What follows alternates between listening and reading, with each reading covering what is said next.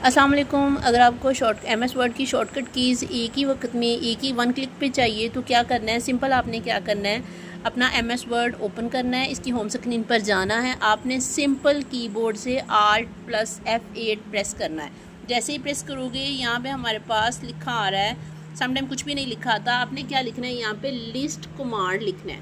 ٹھیک ہے، کیا لکھنا ہے؟ لسٹ کمانڈ لکھنا ہے. لسٹ کمانڈ کرنے کے بعد آپ نے انٹر پریس کرنا ہے. جیسے ہی انٹر پریس کرو گے تو یہاں پہ آپ نے کیا کرنا ہے بچوں؟ اوکے پریس کرنا ہے. فرسٹ آپشن پہ کلک کر کے اوکے پریس کرنا ہے. جیسے ہی اوکے پریس کرو گے تو یہ دیکھیں آپ کے پاس ساری کی ساری ایم ایس ورڈ کی جو کی ہیں وہ ایٹ اے ٹائم آ گئی ہیں. سمپل سم ٹائم کچھ جگہ پر یہ پرابلم ہوتی ہے. آٹو فٹ کنٹینٹ کرو تو یہ دیکھو جی ساری جتنی بھی شارٹ کٹ کیز ہیں وہ آپ کو ایک ہی وقت میں ایک ہی جگہ پر ون کلک پر مل جائیں گی.